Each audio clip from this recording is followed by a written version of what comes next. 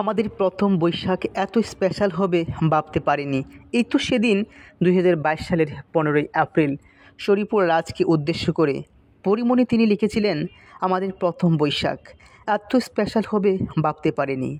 বৈশাখের 2 দিন আগেও তার মনে ছিল না কবে বৈশাখ, অর্থাৎ শরীফুল রাজের তখন মনে ছিল না কবে পহেলা বৈশাখ।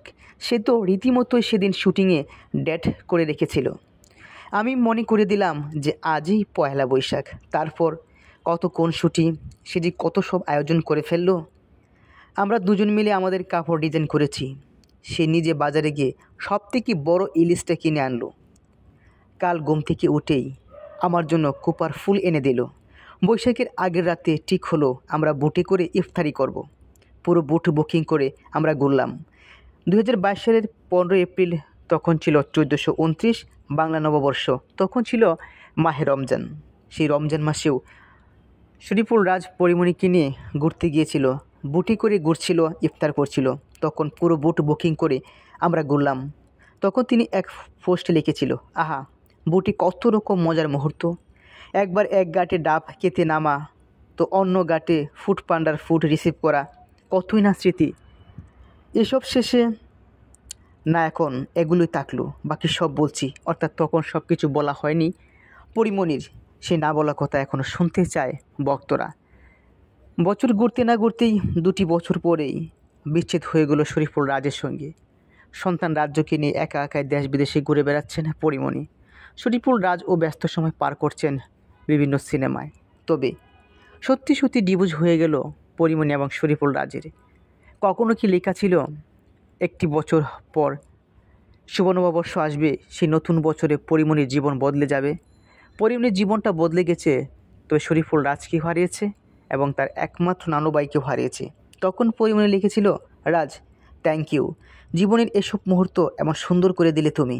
বৈশাখ 1429, প্রেগনেন্সি, শুভ নববর্ষ। অর্থাৎ তখন প্রেগনেন্সিও ছিল পরীমনি এবং শুভ নববর্ষ ছিল। অর্থাৎ তখন আনন্দ আর খুশিতেই একাকার ছিল পরীমনি এবং শরীফুল রাজের জীবন। একদিকে সন্তান, রাজ্য ছিল গর্বে, অপরদিকে পহেলা বৈশাখ এসে ধরা দিয়েছিল পরীমনি এবং শরীফুল রাজের জীবনে। তবে পরীমনির জীবনে সে সুখ আর রইল না। পরীমনি নিজেকে অনেকটা বদলে ফেলেছেন। যে পরীমনি ছিল তারা চঞ্চল, সে নীরবতা পালন করছেন, নিজেকে বদলিয়ে ফেলেছেন। এখন সে অনেকটাই বিনয়ী, নম্র হয়েছেন। তবে পরীমনি তিনি বলেছেন, আমার পরিচিত কেউ যদি আমাকে নিয়ে ট্রল করে, আমাকে হেয় করে, নিচু করে কথা বলে, তাতে আমি থেমে থাকবো না, কারণ তিনি একজন স্পষ্টবাদী। এই ছিল পরীমনির 2টি বছর পূর্বেও 15 এপ্রিল পহেলা বৈশাখের প্রথম দিন। আগামীকাল 2024 সালের 1431 বাংলা শুভ নববর্ষ।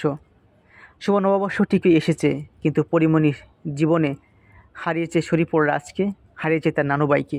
শরীফুল রাজ বেঁচে থেকেও আজ মনে হয় একটি মৃত লাশ, কারণ পরীমনির সঙ্গে আর শরীফুল রাজের আগের মতো ভালোবাসা বিনোদন হয় না। পহেলা বৈশাখ আসবে, দিনের পর দিন আসবে, মাসের পর মাস আসবে, কিন্তু শরীফুল রাজ হয়তো আর পরীমনির জীবনে ফিরে আসবে না।